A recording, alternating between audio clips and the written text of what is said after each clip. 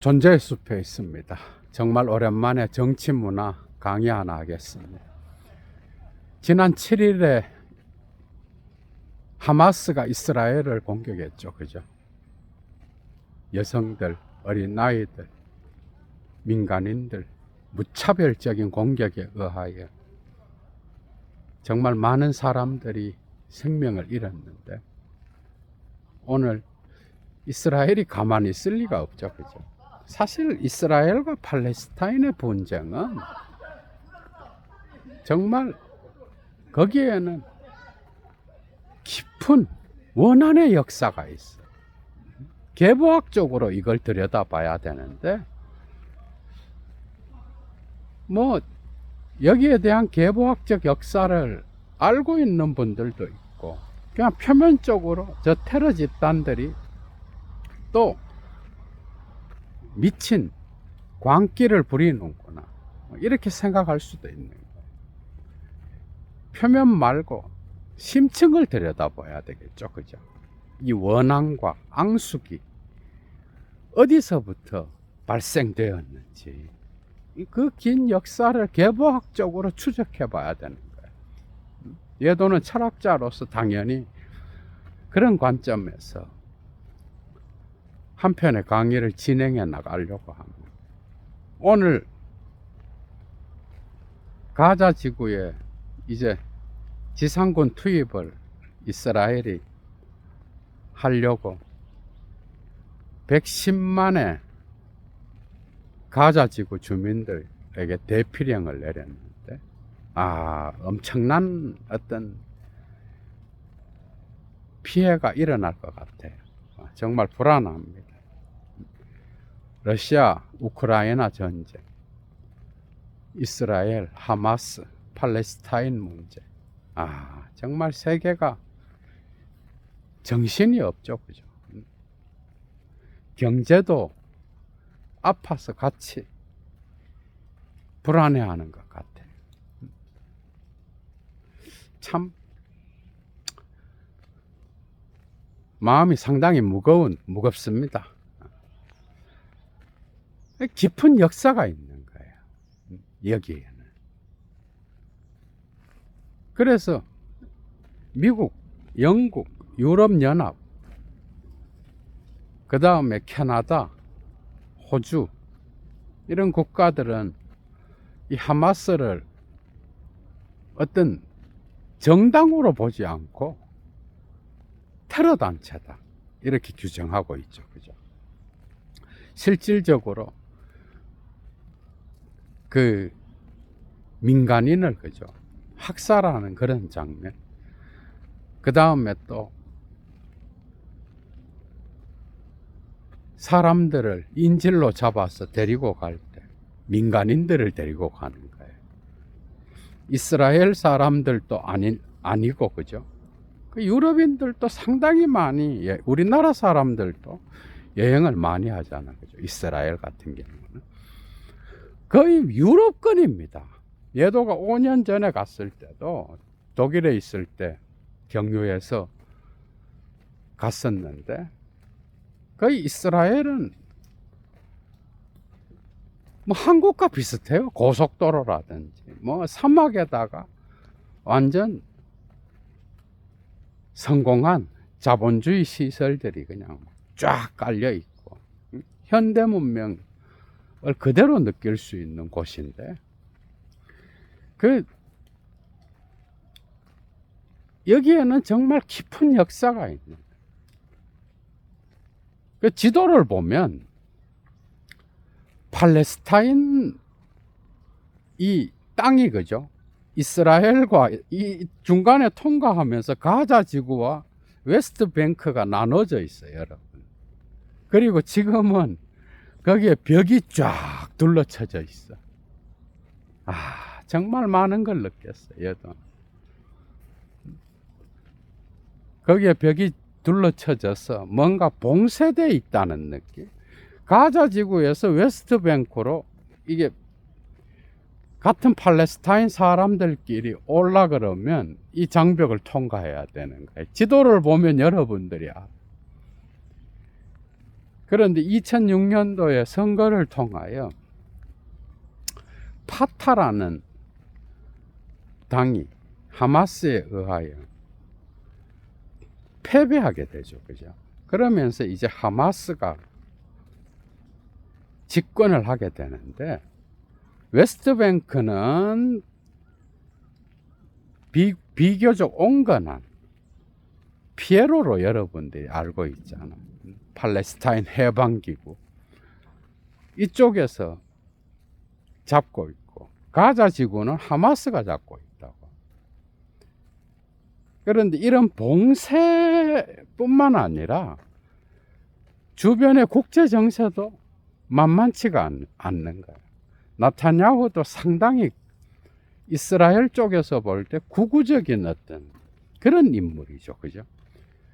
정치적 위기가 오기도 하고, 사법 앞에 거의 극단까지 가기도 했는데, 그때마다 되살아난 독특한 인물입니다. 그래서 구구연정을 통하여 또 살아나기도 하고, 이번에 또 사우디랑 어떤 조약을 맺으려고 준비를 하는 단계에서 이제 점점 팔레스타인 하마스 쪽에서 볼 때는 자기의 우군들이 점점 이스라엘 쪽으로 또 가는 거예요. 그리고 땅은 봉쇄되어 있고, 뭔가 거기에서 돌파구를 찾아야 되는 거예요. 이거 존재감을 드러내야 여기에서 우리가 살아남을 수 있다. 이 역사는 여러분 한도 끝도 없어. 특히 노암 촘스키죠, 그죠? 언어학자로 우리가 알고 있는데, 촘스키가 여기에 대하여 강력한 비판을 했어.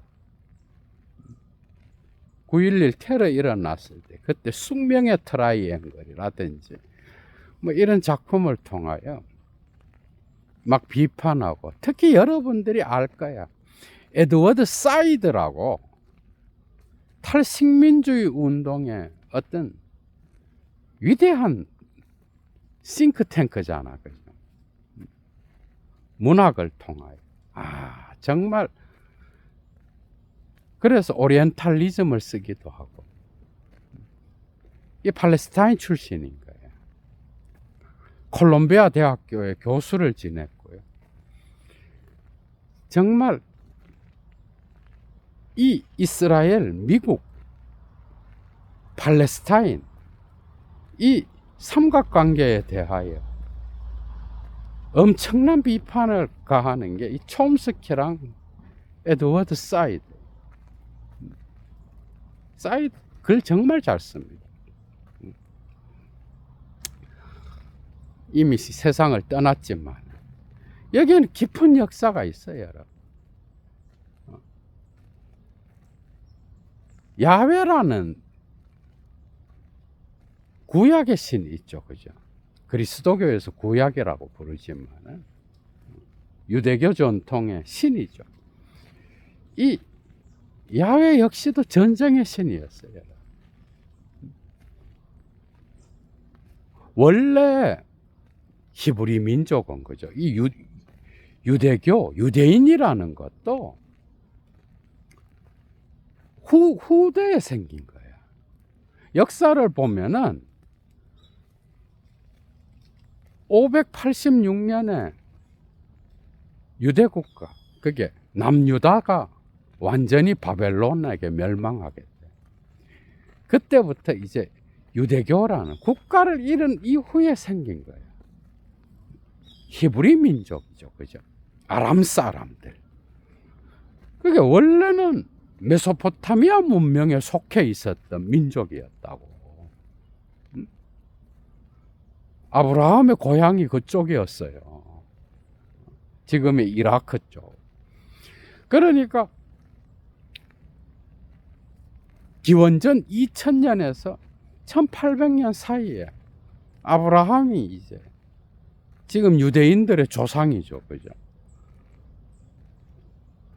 적과 꿀이 흐르는 땅으로 내려오는 거야. 신의 명령을 받았어. 내려오는데 사실은 젖과 꿀이 흐르는 땅이 아니었죠. 그죠? 어쨌든 신의 말을 듣고 그 문명국가를 떠나서, 그죠? 이제 사막, 그 당시에 아브라함이 살았던 그곳은 문명국이었어. 그죠? 목욕탕도 있었고, 뭐, 메소포타미아 문명의 어떤, 거기에서 이제 내려오는 거예요. 지금의 이스라엘로, 그죠? 젖과 꿀이 흐르는 땅. 이게 이제 뭐, 이스라엘의 정통성을 확립하기 위해서 뭔가 좀 각색된 이야기도 있겠죠. 그죠? 그런데 어찌되었건, 내려와 보니까 뭐 기근이 있는 거야. 그래서 이집트로 이제 가는 거죠.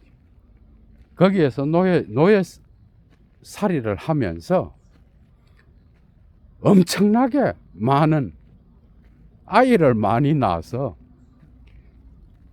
사람들이 많아지는 거예요.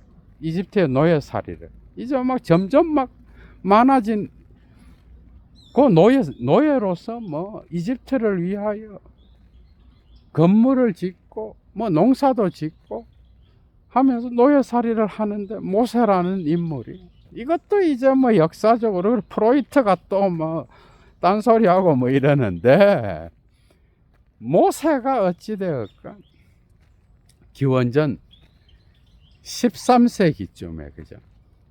이제 15세기 설도 있고 그래. 그 즈음에 이 젖과 꿀이 흐르는 땅으로 오는 거야. 또 지금의 이스라엘 땅이죠. 그런데 거기에 발을 못 내딛고 죽는 거야. 이제 여호수아가 딱 군대를 정비해 갖고 이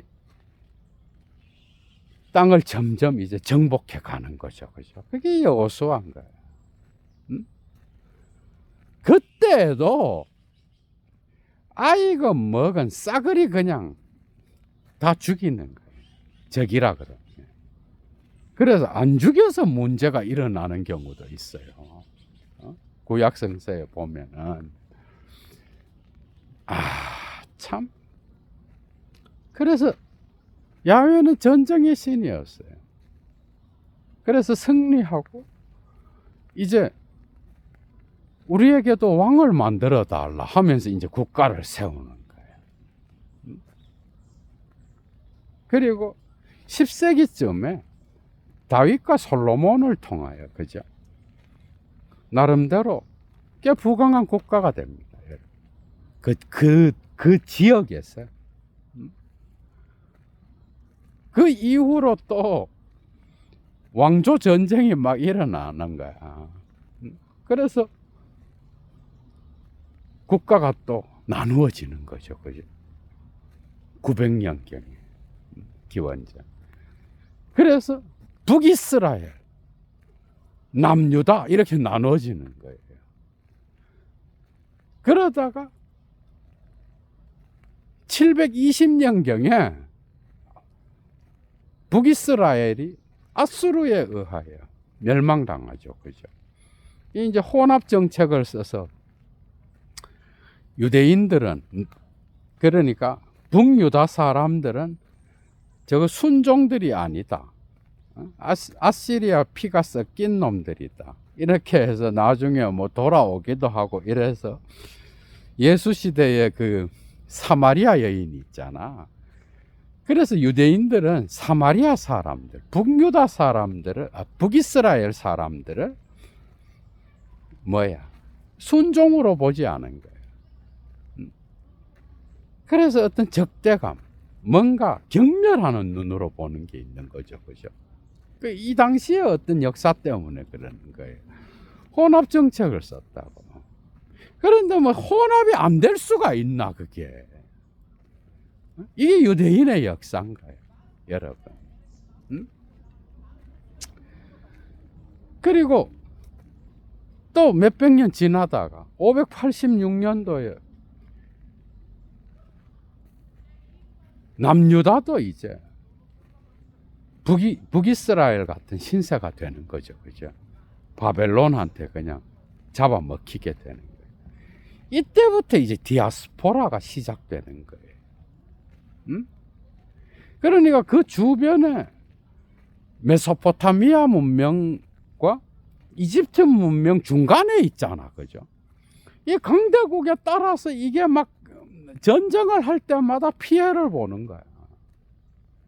그 뒤에 이제 페르시아가 잡게 되면서 페르시아의 또 통치를 받는 거죠. 그리고 알렉산더. 그리고 잠깐 하스몬 왕조라고 하는 이 왕조가 이스라엘을 또 독립시켜서 BC 한 130년경에 그죠? 잠깐 독립의 어떤 영광을 누리기도 하죠. 그리고 나서 기원전 60년경에 그죠? 63년 이제 로마의 지배 아래 들어가게 되는 거예요. 그때 이제 예수가 이제 태어나는 거죠. 이래 되는 거야. 그러니까 막 퍼져 있는 거야. 막 디아스포라 돼서 그 이후로 586년경 이후로 뭐 페르시아 뭐 이쪽으로 간 유대인들도 있고 또 유럽으로 이동한 유대인들이 있겠죠. 그죠? 이제 점점 이렇게. 그래서 유대인들은 이 주변 강대국들이 누가 힘을 잡느냐에 따라서 거기에 종속되는 그런 민족이었어. 그래서 데리다가 여러분 아시잖아. 예도가 이미 강의를 한 것처럼 글쓰기와 차이에서 그죠? 이 유대인들의 어떤 삶의 역사를 정말 깊이 있게 서술하는 그런 부분이 있는데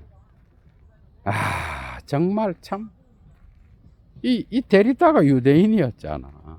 이 유대인은 그죠, 여러분? 참 강의를 하면서도 마음이 참 많이 좀 뭔가 뭐 이렇게 오는 게 있는 거예요.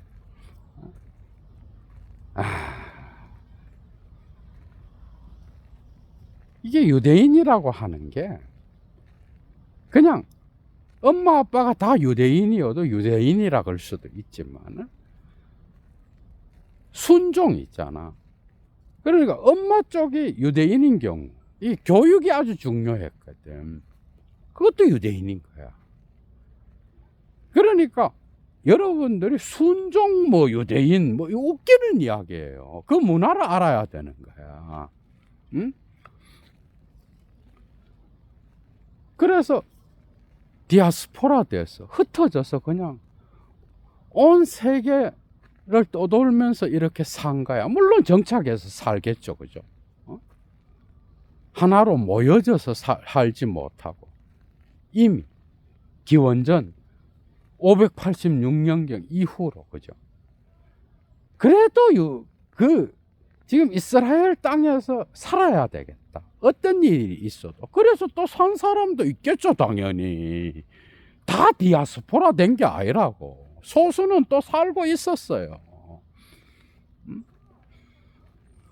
그래서 로마가 또 이 유대인들을 완전히 이거 가만두면 안 되겠다 싶어서 여기에 이제 반유대주의를 끌어들여서 이제 기독교가 이제 나중에 또 탄압하는 이런 게 있는데 이 역사는 정말 그래서 유대인들을 추방해 버려 로마가 2세기. 그래서 팔레스타인이라는 이름을 그때부터 쓰기 시작한 거야. 팔레스타인이라는 이름은 예수 시대 전에는 없었어요. 로마 시대에 생긴 거예요. 가나안이라 그랬지. 가나안, 고대로부터는 가나안이라 그랬어. 가나안 사람, 가나안 땅. 거기에 또 다양한 민족들이 또 살고 있었다고. 한 민족이 아니에요. 유대인도 뭐 순종이 어디 있어. 막 이리저리 섞인 거지. 그래서 철학에서도 유대인들이 상당히 많아요, 여러분. 마르크스, 에드문드 후설. 이 후설이 또 이게 또 유대인이라서 또 히틀러한테 또 억압을 받아서 그 뭐 노트들이 또 사라질 운명에 빠져서 또 구하고 뭐 이런 이야기가 있잖아요, 여러분. 그 다음에 또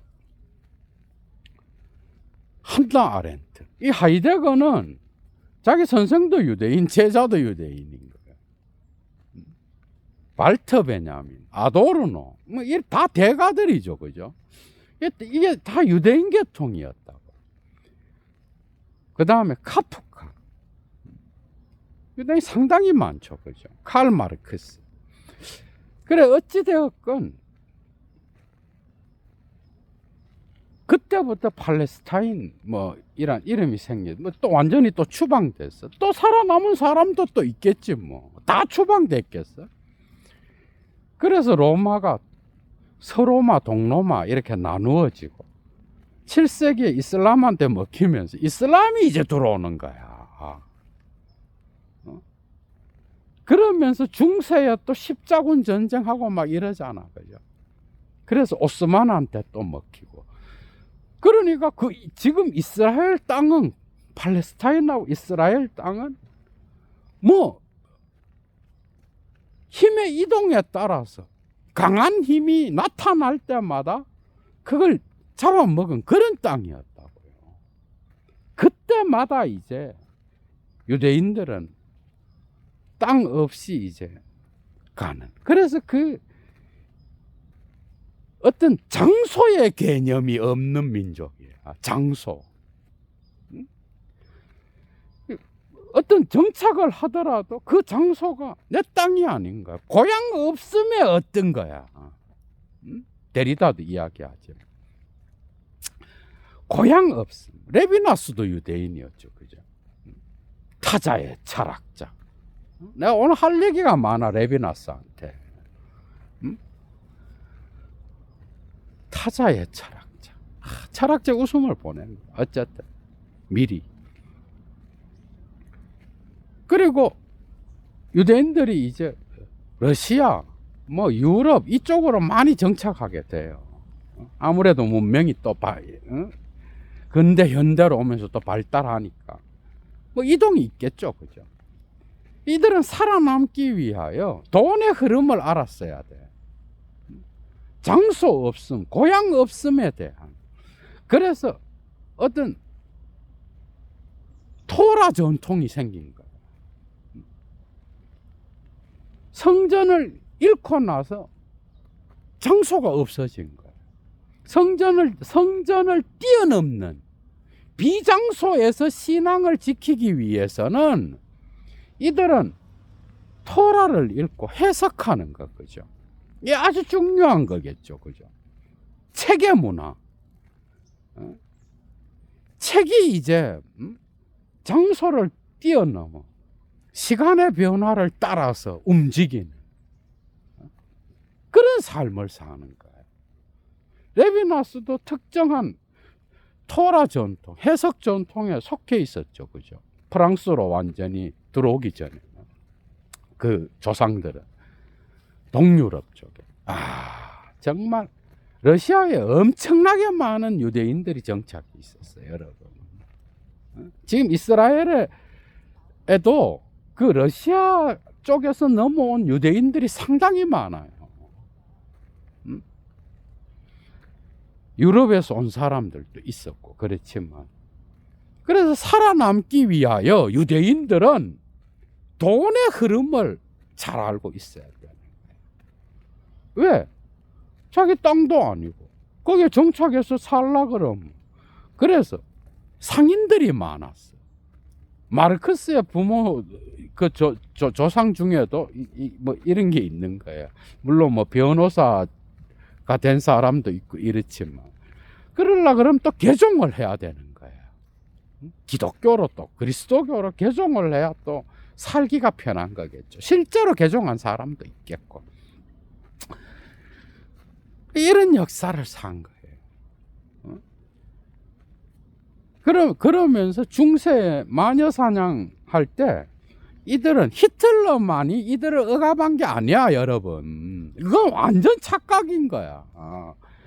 이미 중세, 고대, 이미 이때부터 더 큰 힘이 작은 힘을 제압할 때 어떤 정치적인 더 큰 힘이 그 공동체를 희생양을 통하여 어떤 힘을 확립하고자 할 때 항상 유대인들은 스케이프 고트였어요. 그래서 마녀 사냥에 희생당한 사람 많아. 이해가 되죠. 우리도 어떤 식민 상태의 어떤 그 아픔을 겪었던 민족이잖아. 그죠? 이 역사가 그냥 잠깐도 아니고 막 수천 년 동안 이렇게 되는 거예요. 그렇게 더 큰 힘이 작은 힘을 이렇게 제압하고 그리고 어떤 희생양이 필요할 때마다 이들을 죽여야 죽이고 내부를 강화하는 이런 게 있잖아. 이 정치인들이 써먹는 아주 고도의 수법이에요. 오늘날도 있어요. 이런 것들이 다 좌파 파시즘, 우파 파시즘을 다 만들어내요. 그래서 유대인들은 표적의 대상이었어. 유럽에서 살면서도. 돈의 흐름을 잘 알았기 때문에 상업활동에 아주 탁월한 기술을 갖고 있었어요.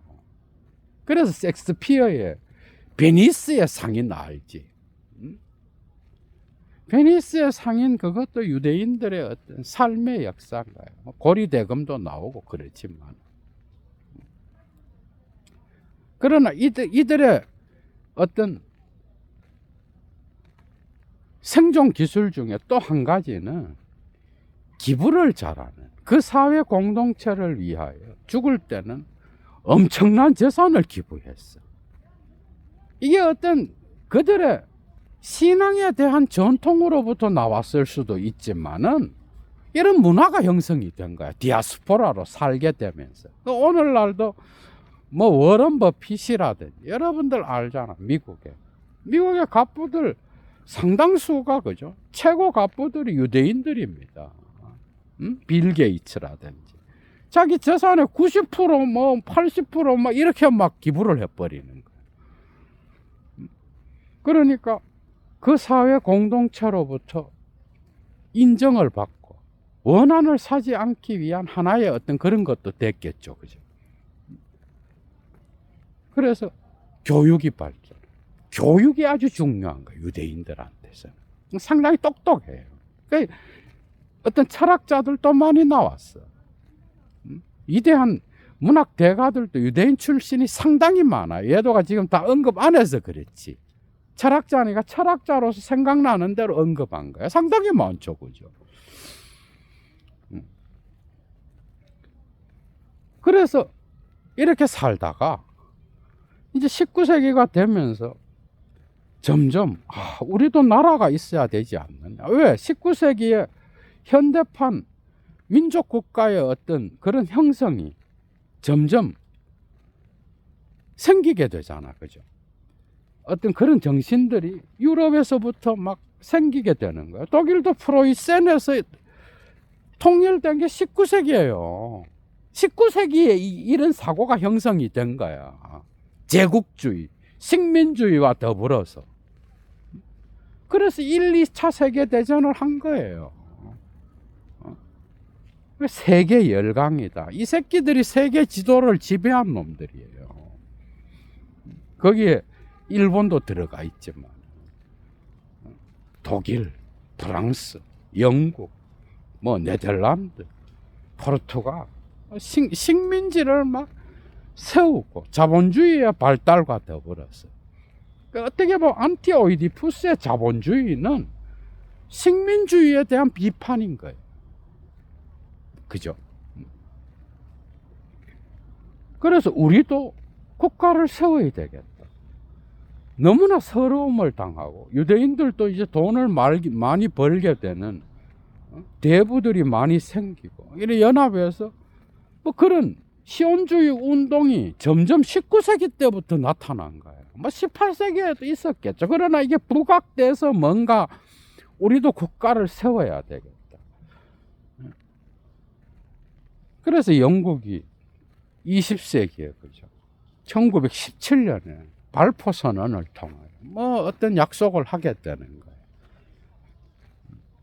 그래서 유대인들이 히틀러에 의하여 엄청난 학살을 당하면서 국제사회의 어떤 동정을 얻게 되는 거죠. 그죠? 그래서 유엔에 의하여 이제 뭐 하여튼 영국과 유엔과 그 다음에 뭐 강대국들의 어떤 역할에 의하여 1948년도에 국가를 세우는 거예요. 근데 그 당시에도 국가를 세울 때 48년 전에도 유대인들이 없었던 게 아니에요. 거기에도 한 몇천 명 살고 있었어. 대개는 이제 팔레스타인 사람들이 더 많았겠죠, 당연히. 그런데 보니까 국가를 세우고 나서 막 밀고 들어오는 거예요. 그게 1, 2차 세계대전 이게 끝나고 나서 이 강대국들이 막 자기들이 점령했던 식민지들을 지도를 갖고 와가 막 긋잖아. 그러니까 뭐 아프리카도 지도를 보면 막 똑바로 쫙쫙 그어져 있는 거야. 이 열강들이 만든 거야, 이 인간들이. 응? 그런 방식으로 이스라엘이 이제 생긴 거야. 근데 이제 팔레스타인 사람들의 입장에서 보면은 이게 그냥 유대인들이 작았을 때는 뭐 그래 같이 뭐 공존하면서 사는데 갑자기 몇만 명씩 막 매해 막 들어오는 거야. 응? 그러니까 여기에서 분쟁이 안 생길 수가 없는 거죠. 그죠? 이게 종교적인 문제가 아니에요. 종교적인 문제에 앞서서 정치적인 문제. 오늘날 이스라엘 사람들이 무신론자가 얼마나 많은데, 여러분. 응? 막 섬기고 이러지 않아요. 그거는 어떤 그 전통에 대하여 강한 신뢰를 갖고 거기에 따라 삶을 살아가는 사람들, 그런 사람들도 있고 그 문화가 있겠지. 뭐 돼지고기를 안 먹는다든지 그 문화는 또 지킬 수가 있는데 신을 야훼 신을 믿느냐? 안 믿는 사람이 상당히 많아요. 지금 50% 이상이야. 무신론자들이에요. 이들이 다 팔레스타인과 전쟁을 해서 막 이스라엘을 더 확고히 해야 된다. 아니, 공존하면서 살아야 된다. 팔레스타인 사람들도 이런 하마스의 근본주의자들이나 이러는 거지. 같이 뭐 이스라엘 사람들 만나면 대화하고 친구로도 지내고 이런 경우도 많은 거야. 응? 그러니까 이스라엘, 팔레스타인 이러면 그냥 근본주의자들만 생각하는 거야, 사람들은. 이 새끼들. 이게 아니야. 그러니까 아주 일면적인 거예요. 그래, 이스라엘 안에도 아주 다양한 중심이 있고, 팔레스타인 안에도 다양한 중심이 있어. 그들의 삶으로 나가면, 예를 들면, 우리나라 사람이 뭐, 일본 사람에 대하여, 그건 또 다른 문제잖아. 그죠? 일본인 친구가 있을 수 있고, 일본 사람하고 잘 지내는 경우도 있고 여행도 가고. 그건 또 다른 이야기라고. 예를 들면. 그래서 뭐 종교 뭐 이게 아니에요. 야, 순진한 사고라고. 정치적인 문제야 이거는. 힘을 얻고. 그래서 중동 전쟁. 이 뭐 부자들이 많으니까 무기를 사서 막 보내서 게임이 안 돼. 진짜 전쟁하면 이스라엘이 그냥 바로 초토화 시켜요.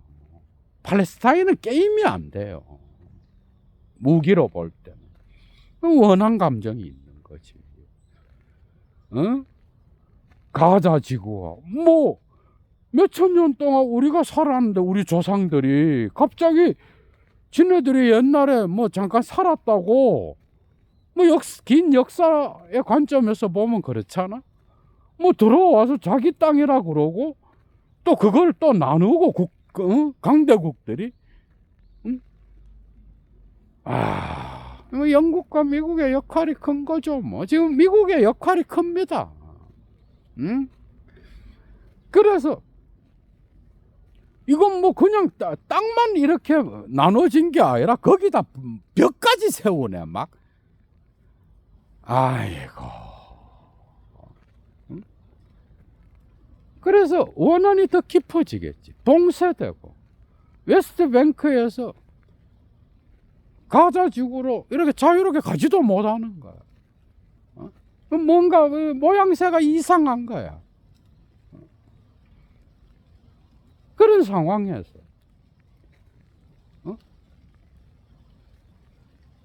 여러분들이 팔레스타인 사람이라 그러면 거기에서 뭔가 좀 여러분들이 지성인이라고 생각을 해봐. 예를 들어 에드워드 사이드와 같은 그런 엄청난 지성을 가진 사람이라고 생각해봐. 거기에 동조할 게 누가 있어? 뭐 오슬로 협정, 뭐 클린턴 이래가고 피에로하고 이스라엘하고 뭐 평화조약을 그게 다 표면적인 거예요. 그게 다. 그래서 사이드는 그때 바로 공격해버리잖아. 촘스키도 공격했어. 뭐야 저 새끼들. 근본적인 문제는 이런 방식의 억압이 있었고, 그리고 계보학적으로 볼 때는 큰 힘들이 작은 힘들을 제압하면서 만들어 놓은 그러한 경제적, 정치적, 문화적 상황을 분석하지 않고 그냥 표면적으로 그래서 쟤들이 테러를 하네. 그래서 테러 단체다. 나쁜 놈이다. 이거는 그죠? 정말 역사를 너무 모르는 거야. 표면적으로 그냥 보는 거예요. 그 언론도 다 그렇지는 않아요. 언론도. 거기에서 또 기자의 어떤 그런 거에 따라서 이러한 걸 계보학적으로 해체해서 보여주는 경우도 있어요. 그래서 이 해결책을 왜 제시해야 되는 거야, 여기에. 이 엄청나게 긴 역사 가운데에서 누가 여기에 해결책을 제시할 거예요? 그 해결책이라는 것 자체가 해결책이 아닌 거야, 이미. 그러나 이 많은 것들을 고려하고 사태를 봐야 된다라는 거죠. 그죠? 우리는. 그래서 보니까 우리는 이런 방식으로 내 조상들이 살았던 분명히 거기는 우리 땅이었는데 뭐 갑자기 들어와서 또 이스라엘과 함께 그런데 이스라엘이 공존의 노력을 했느냐? 국가적으로, 정치적으로. 민간인들은 그죠?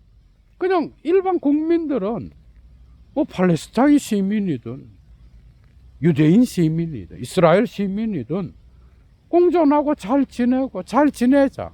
이런 사람들도 많아요. 그런 지성인들도 많고. 이게 겉탈은 민주주의 뭐 이래도 이게 파시즘 우리가 경험해서 알잖아. 이게 극우 파시즘 극좌 파시즘 이렇게 나가게 되면 그때에 이제 사단이 나는 거야. 모든 전쟁은 그런 인간들이 일으켰어요, 여러분. 우리가 히틀러나 뭐 무솔리니나 뭐 이런 걸 이야기하지 않더라도 좌파 파시즘 봐봐.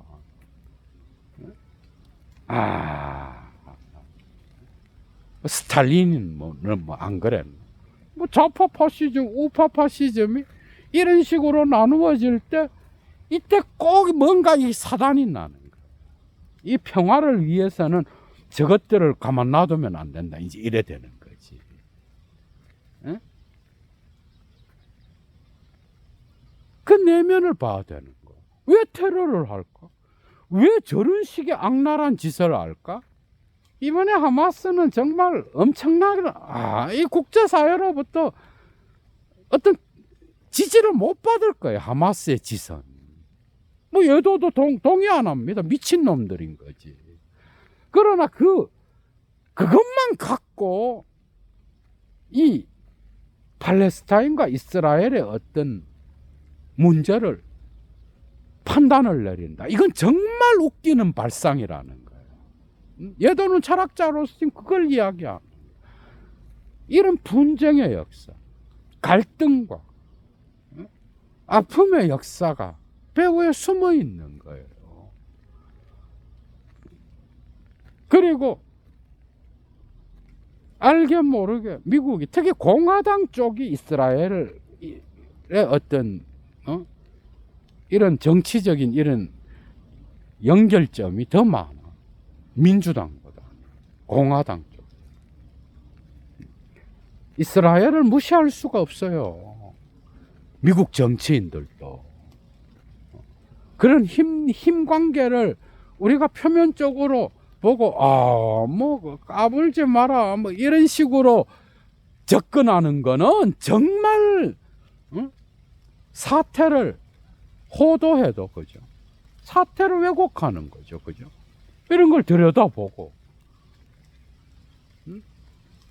그러니까 말만 일어나면 테러 그러니까 팔레스타인 놈들은 악마고 이스라엘 사람들은 착한데 뭐 쟤들이 우리 뭐 이렇게 뭐 공격하는 것처럼 테러를 누가 합리화하겠어.